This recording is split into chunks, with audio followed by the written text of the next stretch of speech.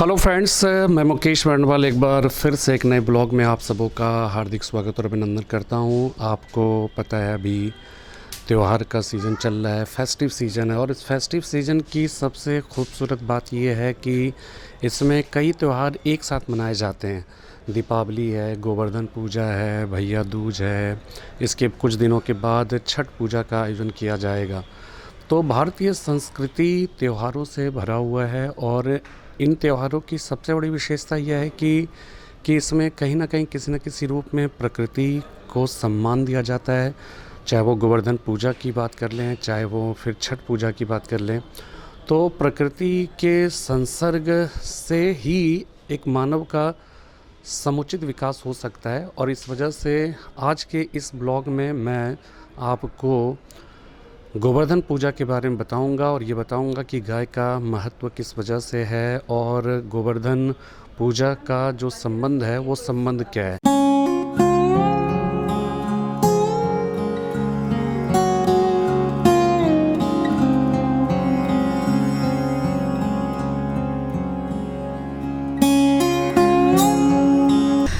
सुप्रभात मित्रों, त्यौहार की श्रृंखला में आज है यम द्वितीया या भ्रातृ द्वितीया भी बोलते हैं इसे। और इसमें भगवान यम से प्रार्थना करते हैं अपने भाई की लंबी उम्र की कामना के लिए। और इस दिन कहा जाता है कि यम जो है अपनी बहन यमी से मिलने गए थे और यमी को बताए नहीं थे कि मैं मिलने आ रहा हूँ। और वो बहुत दुखी थी, चूँकि असुर वंश का वो माना जाता है यम और यमुई को। तो वो सोचती थी कि मैं क्या कहते हैं मेरा कोई साथी नहीं है, मित्र नहीं है और भाई से भी मिले हुए उसे बहुत समय हो जाता है, तो बहुत दुखी हो रही होती है। तो इसीलिए वो यम उससे बिना बताए उनके घर में आने लगते हैं। और बीच में आपने देखा होगा कि नरक चौदस के दिन दिया जलाया जाता है। दीपावली के एक दिन पहले नरक चौदस, धनतेरस के रात्रि में दिया जलाया जाता है। वह दिया इसीलिए जलाया जाता है, कहा जाता है कि यमी के घर जब आ रहे थे तो पृथ्वीवासियों ने सोचा कि हम ये दिया दिखाते जाते हैं। और कहा भी जाता है कि जिन जिन घरों में दिया जलता है वहाँ समृद्धि है, दिया जहाँ नहीं जलता है वहाँ मतलब कि वो काल प्रवेश कर चुका है, ये माना जाता है। और यम जो है उसी घर में प्रवेश करते हैं। तो वो सभी पृथ्वीवासी जो हैं उन्हें रास्ता दिखाते हैं कि प्रभु हम सभी प्रसन्न हैं और आपकी न्यायिक जो प्रक्रिया है उससे हम लोग सभी प्रसन्न हैं और आप अपनी बहन के घर जा रहे हैं, इसमें हम आपका साथ इस रोशनी की जो नरक चौदस के दिन दिया निकाला जाता है उससे हम रास्ता दिखा रहे हैं कि हम लोग आपकी आशीर्वाद से प्रसन्न हैं। यह रास्ता आपको सीधा यमी के घर तक ले जाएगा। फिर यमी के घर जाते हैं और दरवाज़ा खुलवाते हैं तो यमी बहुत प्रसन्न होती है। वो देखती है, बोलती है मेरा भाई आया है मेरे घर। तो उस समय उसके पास कुछ होता नहीं है, अचानक से चूँकि प्रवेश कर जाते हैं तो वो क्या करती है कि नई फसल आई होती है। आपको पता ही है कि धनतेरस में नई फसल का आगमन होता है। तो उस नई फसल में वो जो भी अनाज इकट्ठा करती है, ये जो अनाज है इनको इकट्ठा करती है, उनको कूटती है, उसकी दलिया बनाती है और वो भोग के रूप में यम को खिलाती है। यम बहुत प्रसन्न होते हैं, बोलते हैं कि क्या कहते हैं कि यम की फिर वो पूजा करती है।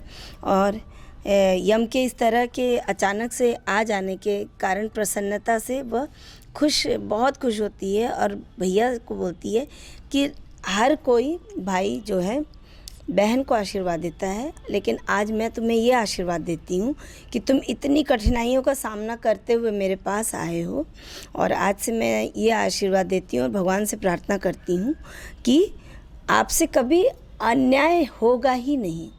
आप उसी दरवाजे पे जाएंगे जहाँ पे जिस व्यक्ति का अपना समय पूर्ण हो गया हो और उसी अपने उचित समय पे ही जाएंगे और उसी दरवाजे को खटखटाएंगे। ये आशीर्वाद मिला था, इसीलिए यह माना जाता है कि आज भी कि यम का जो न्याय है कभी गलत नहीं माना गया है।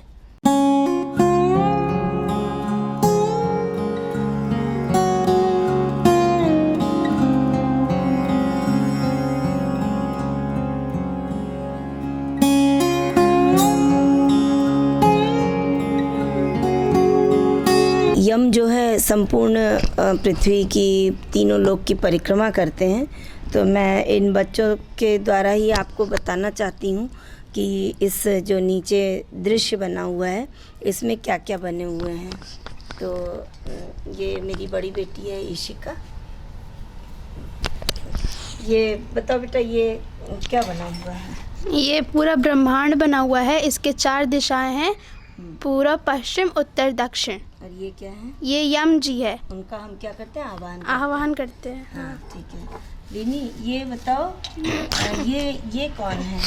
ये उनकी फैमिली है, शिव जी की फैमिली। नाम बताओ। ये है शिव जी, ये है पार्वती जी, और ये है गणेश जी, ये कार्तिक है, और ये अशोक सुंदरी। हाँ ठीक है। और इसमें ये चूँकि ब्रह्मांड है तो ब्रह्मांड में जीव जगत, चर अचर सभी तरह के प्राणी होते हैं। तो अचर में हमारा ये आ जाता है सूर्य, तारे, चंद्रमा, पहाड़, नदियाँ। हाँ, और अन्य प्राणियों में बताओ तुषित क्या क्या है इसमें?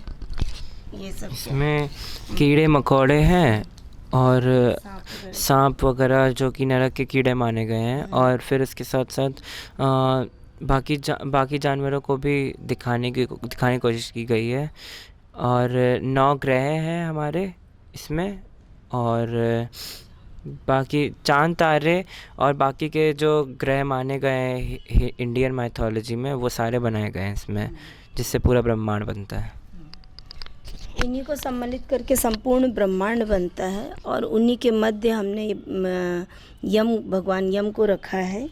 हाँ, क्योंकि उनकी अनुमति के बिना कोई भी नष्ट नहीं हो सकता है, और उनकी अनुमति के बिना कुछ भी नवीन उत्पन्नता नहीं आ सकती है।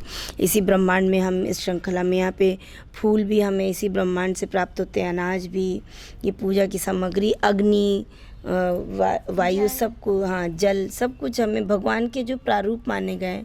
भगवान का पूर्ण क्या है? भ से क्या है? ग से गगन, हाँ, आ से आकाश, नहीं, व से वायु, आ से आकाश, और न से वायु, आकाश, न से नीर। ठीक है, ये पंच तत्व हैं।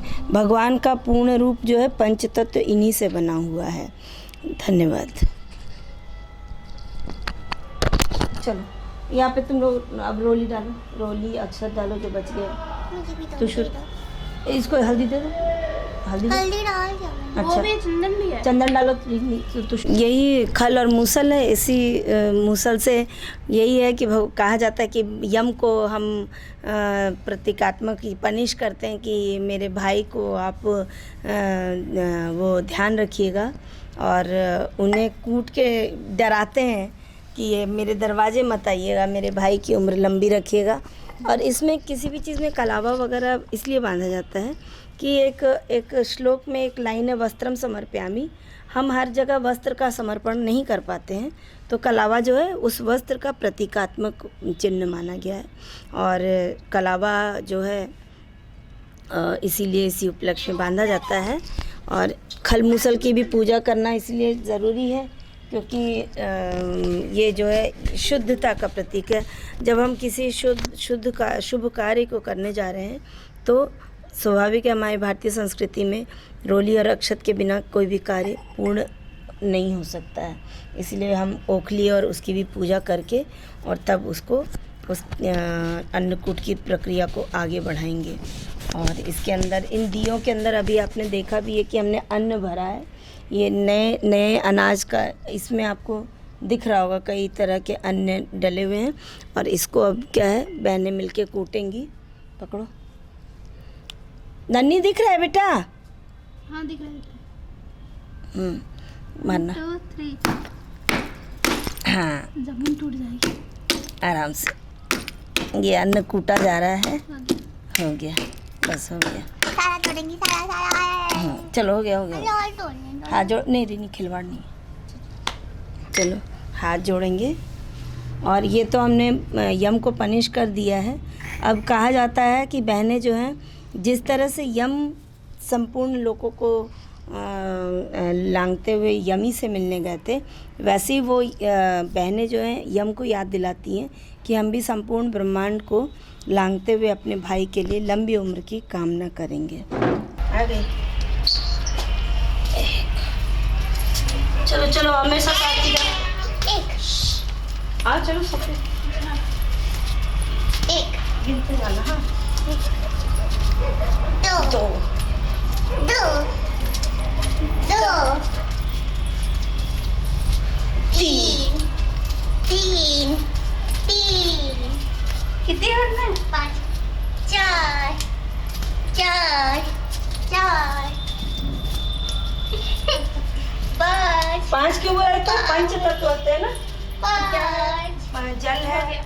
एक और परंपरा है इसमें कि इसमें हम जो है अब रोज़ आए दिन भाई बहन से लड़ते ही हैं, लेकिन कई बार होता है कि लड़ाई या बहस इतनी ज़्यादा बढ़ जाती है कि हमारे मुंह से अपने भाई पिता के लिए कई बार अपशब्द निकल जाते हैं, या नहीं चाहते हुए भी बाद में हम अफसोस करते हैं या दिल दुख जाता है हमारा। तो वो ये एक प्रतीकात्मक है कि हमने अपने भाई या पिता के लिए कभी बुरा बोला हो या उसके लिए, तो इस कांटे के द्वारा हम अपने आप को क्या कहते हैं इसको, दंडित करते हैं। उसके बाद क्षमा याचना करते हैं ईश्वर से।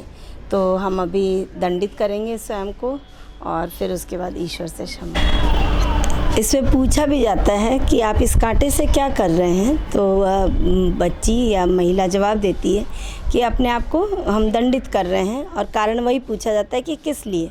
तो बोलते हैं कि हम अपने बाप भाई या पिता या भाई को जितना भी अपशब्द बोले हैं या उसके लिए पनिश करके और क्षमा याचना कर रहे हैं। धन्यवाद।